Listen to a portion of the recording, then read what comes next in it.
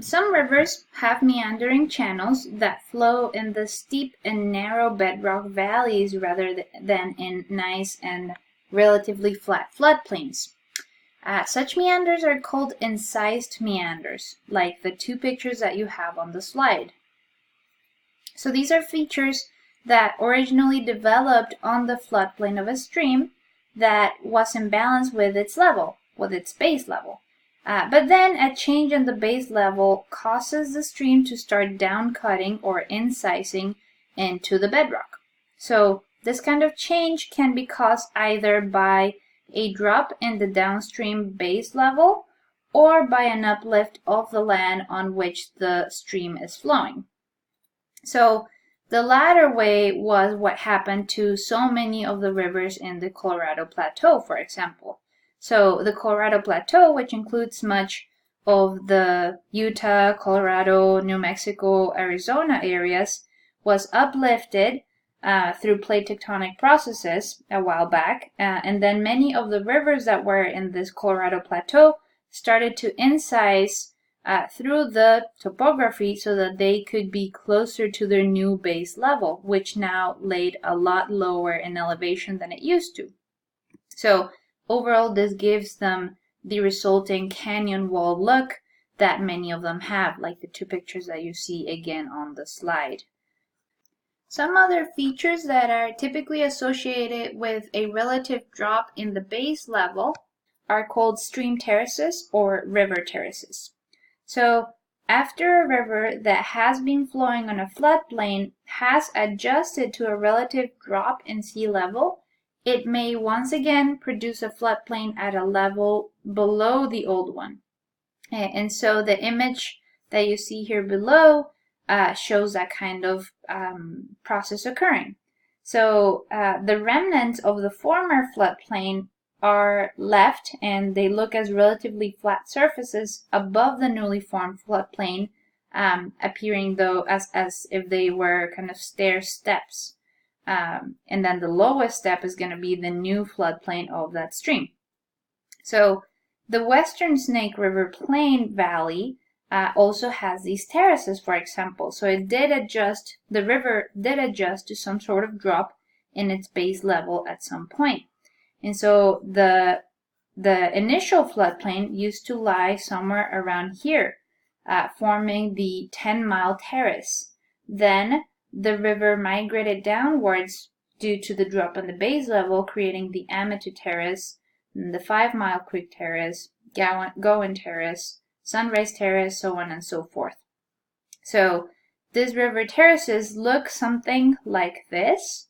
And again, they represent previous floodplains at a higher elevation before the local or the global base level fell for that river to start incising down and creating a new floodplain.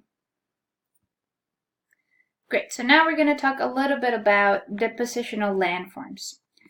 So in addition to the sand and the gravel bars that happen at the streams, at point bars or as gravel bars in braided channels, streams can also create these depositional landforms that have a longer lifespan and that tend to be associated with the mouth of streams, so the terminal parts of the streams. So this type of landforms are called deltas and alluvial fans, and we'll go through them in a little more detail in the next couple slides. So deltas typically form where sediment-filled streams enter a relatively still water of either the ocean or a lake, some sort of open body of water. So as the stream's forward motion slows down, the energy of that stream lowers. And so the sediments that are being carried through that stream will now be settling, and they will be deposited by the dying currents, if you would. So it produces three types of bedding patterns. So the first one is going to be called the bottom set beds. And these are typically composed of very fine silts and clays that make it far enough from the delta or from the mouth of that stream and will eventually settle down typically farther again from the mouth. On top of these bottom set beds lie the foreset beds. So the foreset beds are composed of coarser material that drops almost immediately upon entering the water. And so they form these inclined layers that form down current from the delta front or from the mouth of that stream that is reaching the open body of water. And then on top of the foreset beds are the topset beds. So topset beds are a thin horizontal bed that is deposited by floods on top of the foreset beds. So it's also mostly fine sediments, but sometimes it can be coarser ones that make it far enough in order for them to be deposited fully on top of the inclined foreset beds. So a delta will grow outwards from the shoreline as further sediment is deposited. The stream flow will become slower and slower because the gradient is also decreasing. And so this will cause the channel to eventually get choked with sediment, and it will make the channel seek a shorter, higher gradient route to the base level. So this is what's ongoing on in this image sequence. So you're seeing the channel making it further and further from the shoreline, eventually becoming too full with sediment, and so choosing another route that has a higher gradient and shorter route towards the base level. And so eventually there will be a development of channels that migrate from the shoreline, which make up that delta, Greek letter delta looking shape that they have. So a triangular kind of shape making the capital letter delta in the Greek language.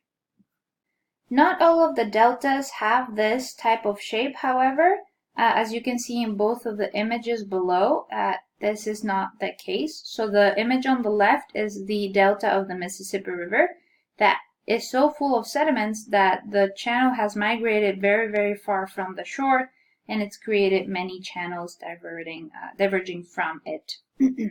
And then the right side, the right image is an image of the delta from the Ganges River.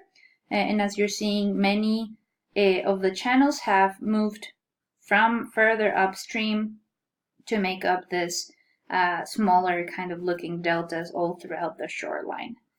So not all of the deltas look like the beautiful delta letter. But for example, the Nile River delta is quite pretty and does have that shape.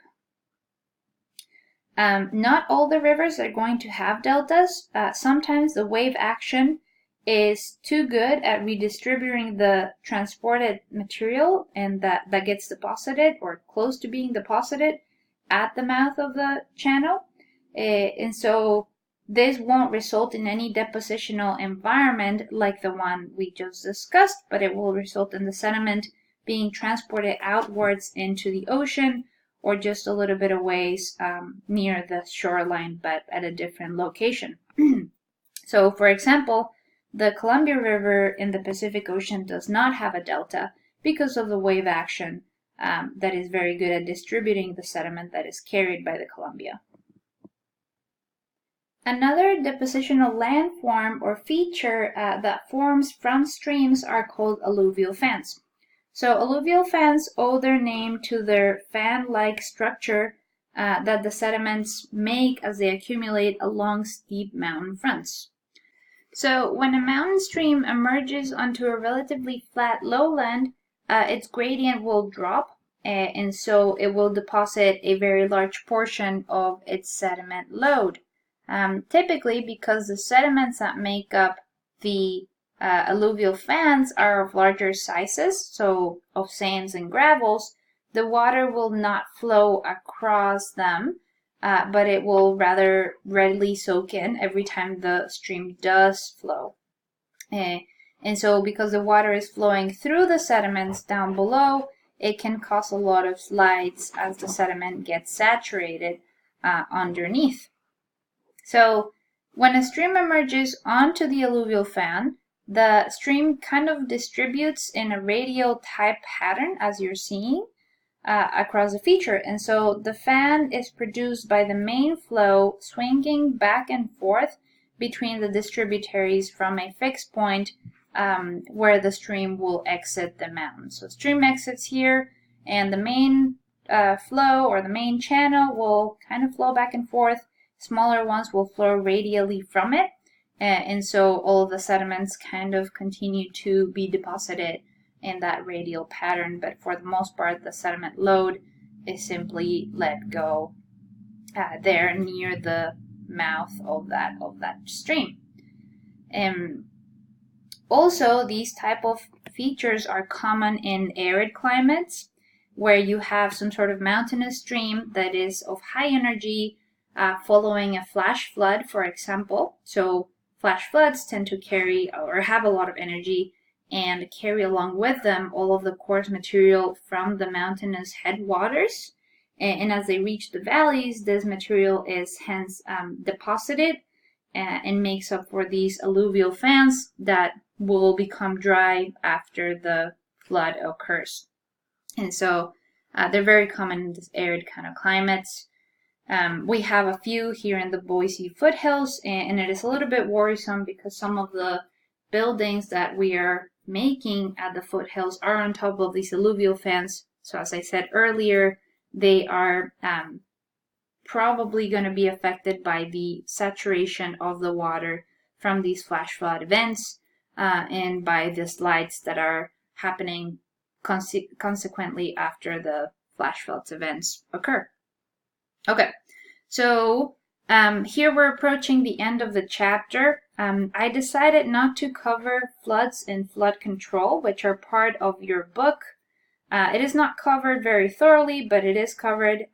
But because I didn't cover it, I hope that you are encouraged to go ahead and take my natural disasters course, which is online, in which we do talk extensively about flooding, the different types of floods, the effects that they cause, the different prevention and mitigation that we can have from them. So I encourage you to go ahead and do that. All right, so with that, we finished chapter 13. And as always, let me know if you have any questions, and I hope that you enjoyed this lecture.